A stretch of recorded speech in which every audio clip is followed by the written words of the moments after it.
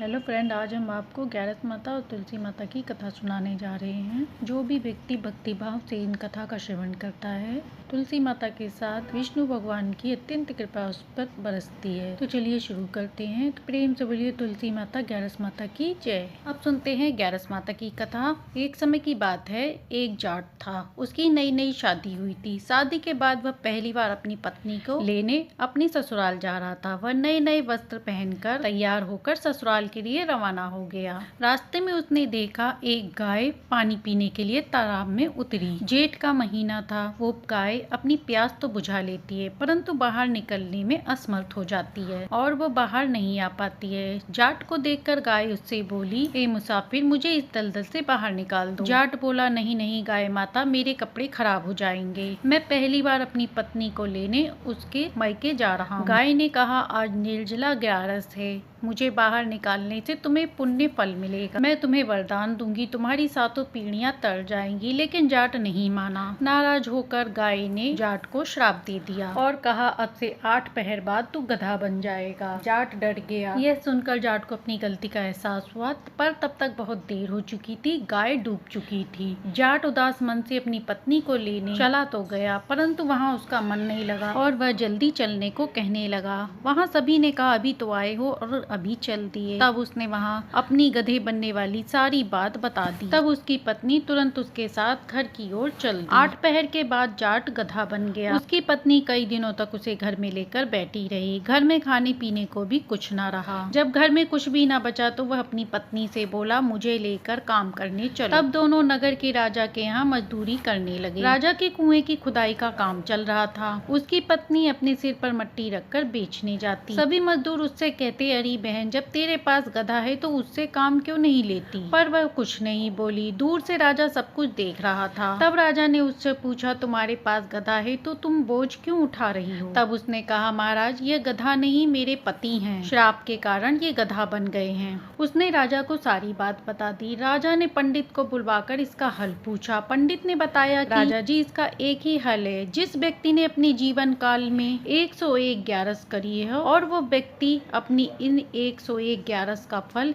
इसको दे दे तो ये गधा से इंसान बन जाएगा। राजा ने पूरी नगरी में ढिंडोरा पिटवा दिया कि जिसने भी 101 ग्यारस करी हो, अगर वह व्यक्ति अपनी ग्यारस का फल दे देता है तो तब राजा उसे अपना आधा राज्य दे देगा। परंतु पूरी नगरी में कोई ऐसा व्यक्ति नहीं था जिसने 101 ग्यारस का व्रत पूर्ण किया हो। किसी ने 10, किसी ने 11 तो किसी ने 21 ही करी थी। तभी एक बुढ़िया माई आई और बोली, राजा जी, मैंने पूरी 101 ग्यारस करी है। राजा ने कहा, तुम अपनी ग्यारस इस गधे को दे दो तो मैं तुम्हें मुंह मांगा वरदान दूंगा। बुढ़िया बोली, महाराज, मैं धन लेकर क्या करूंगी? मैं आज हूँ, कल नहीं रहूंगी। मैं इसे 100 ग्यारस का फल दे दूंगी और 1 ग्यारस का फल अपने लिए रखूंगी। एक निर्जला एकादशी ग्यारस का फल मैं अपने पास रखूंगी, जो मुझे बैकुंठ धाम पहुँचाएगा और मुझे मोक्ष की प्राप्ति होगी। ऐसा कहकर बुढ़िया माई ने अपनी 100 ग्यारस का फल उस गधे को दे दिया और वह वापस इंसान बन गया। लेकिन 1 ग्यारस की कमी से उसकी पूंछ रह गई। इसके बाद जाट और जाटिनी ने निर्जला एकादशी का व्रत रहा। निर्जला एकादशी व्रत के प्रभाव से उसकी पूंछ भी गायब हो गई। हे ग्यारस माता, जैसे आपने अपनी कृपा उस जाट पर करी, ऐसे ही अपनी कथा कहानी कहते सुनते हुकारा भरते सभी पर अपनी कृपा बनाए रखना। तो सबसे पहले सुनते हैं तुलसी माता की कथा।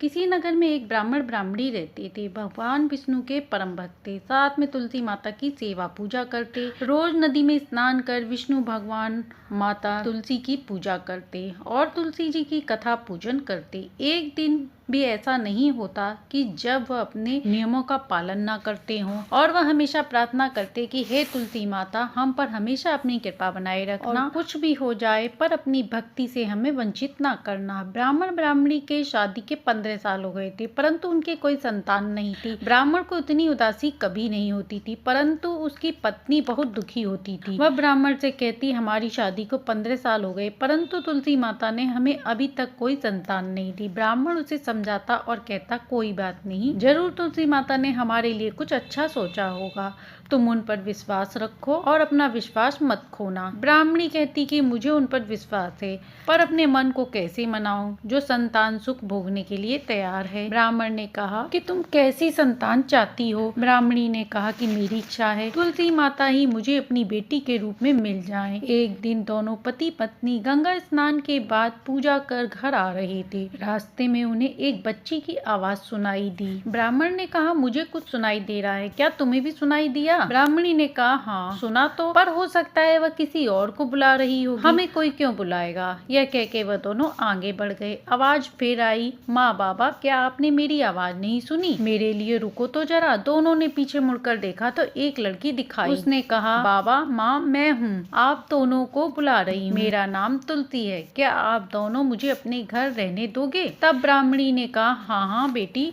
तुम्हें अपने घर रहने देंगे, पर तुम्हारे घर का क्या, तुम्हारे माता पिता कहाँ हैं? कन्या ने कहा माँ बाबा सही समय आने पर मैं सब बता दूँ, तब तक के लिए मुझे अपने साथ रहने दो। वे दोनों तुलसी को अपने घर लाकर लाड़ प्यार से उसका लालन पालन करने लगे। एक दिन तुलसी ने कहा माँ आज मेरा मन खीर पूरी खाने का हो रहा है, क्या आप बना दोगी? ब्राह्मणी ने कहा हाँ बेटी कुछ देर इंतजार करो बना देती हूँ। ब्राह्मणी खीर पूरी बनाकर लाई, तुलसी को अपने हाथों से खिलाया। तुलसी कहती है माँ आप मुझे इतना प्यार क्यों करती हैं? ब्राह्मणी ने कहा बेटी मेरे जीवन में आकर तुमने जो खालीपन था उसे दूर कर दिया। तुलसी के साथ ब्राह्मणी का समय कैसे गुजर जाता उसे पता ही नहीं चलता। धीरे धीरे तुलसी बड़ी होने लगी और वह विवाह योग्य हो गई। एक दिन ब्राह्मण ने अपनी पत्नी से कहा भाग्यवान हमारी बेटी ब्याह लायक हो गई है। ब्राह्मणी ने कहा हमारी बेटी गुणवान है, उसके लिए योग्य वर कहाँ से ढूंढेंगे? तभी तुलसी आई और कहा कि आप परेशान ना हो, अगले महीने कार्तिक शुक्ल पक्ष की एकादशी है जो मेरे विवाह के लिए तैयार की गई है, आप उसी दिन मेरा विवाह करना। ब्राह्मणी ने कहा परंतु ऐसा कैसे हो सकता है, मैं तुम्हें अपनी आंखों से कैसे दूर करूंगी? बेटी तुम्हारे बिना तो मैं मर जाऊंगी। तुलसी ने कहा माँ मैं हमेशा तुम्हारे पास रहूंगी। धीरे धीरे समय व्यतीत होता है और शुक्ल पक्ष की एकादशी का दिन आ जाता है। तुलसी के माता पिता ने सारी तैयारी कर ली, तुलसी भी सज धज के दुल्हन बन जाती है। ब्राह्मणी तुलसी जी से कहती है कि बेटी मेरे को समझ में नहीं आ रहा कि तुम्हारा दूल्हा कहाँ से आएगा। वह बातें ही कर रही होती है, तभी बाहर ढोल नगाड़े की आवाज सुनाई देती है। बाहर जाकर देखती है तो बाराती आ जाती है। ब्राह्मणी दरवाजे पर जाती है और दूल्हे को देखकर झूम उठती है और मन ही मन कहती है हे तुलसी माँ आपने तो मेरी सारी मनोकामना पूर्ण कर दी। इसके बाद ब्राह्मण और ब्राह्मणी मिलकर तुलसी का विवाह धूमधाम से करते हैं। जब तुलसी विदा होने लगती है तो ब्राह्मण ब्राह्मणी कहते हैं बेटी आज तक हम अनजान हैं कि तुम हमारे यहाँ कैसे आई और हमारे पास क्यों आई, तुम्हारा विवाह भी हमारे लिए एक पहेली बना हुआ है। तभी तुलसी और भगवान विष्णु शालिग्राम के रूप में प्रकट हो जाते हैं। तब तुलसी जी ने कहा कि माँ आप चाहती थी कि मैं बेटी के रूप में आपके यहाँ जन्म लूं, इसीलिए मैंने ये सब किया। ब्राह्मण ब्राह्मणी बहुत खुश हुए और कहने लगे कि हमारा जीवन तो धन्य हो गया माँ, आपकी सेवा में यदि कोई कमी हो तो हमें माफ करना। इसके बाद तुलसी जी और शालिग्राम भगवान ने कहा कि आप दोनों की भक्ति से हम दोनों अत्यंत प्रसन्न हैं। हम आपको वरदान देते हैं कि आपके जीवन में किसी भी चीज की कोई कमी नहीं होगी, आप दोनों हमेशा निरोगी बने रहोगे। ब्राह्मण ब्राह्मणी कहने लगे आपके जाने के बाद हम दोनों करेंगे क्या, हमारे जीवन को मुक्ति दे दें। तब तुलसी माता ने कहा आप दोनों लोग मिलकर भगवान की आराधना करें और लोगों को इसके लिए प्रोत्साहित और करें। जीवन के अंत में मैं स्वयं आप दोनों को लेने आऊंगी। इतना कहकर तुलसी माता और शालिग्राम भगवान वहाँ से अंतर ध्यान हो गए। अब ब्राह्मण और ब्राह्मणी दोनों तुलसी माता की भक्ति में ज्यादा लीन रहने लगे। उन्होंने लोगों के मन में तुलसी माता के प्रति भक्ति का भाव जगाया। अंत में तुलसी माता और शालिग्राम भगवान उन्हें लेने आए, जिससे उन्हें मोक्ष की प्राप्ति हुई। तो प्रेम से बोलिए तुलसी माता शालिग्राम भगवान की जय। तो ये थी एकादशी माता तुलसी माता की कहानी। इस कहानी को सुनने से सुख सौभाग्य में वृद्धि होती है। आशा है कि कहानी आपको पसंद आई होगी। कहानी पसंद आई हो तो लाइक शेयर सब्सक्राइब करें।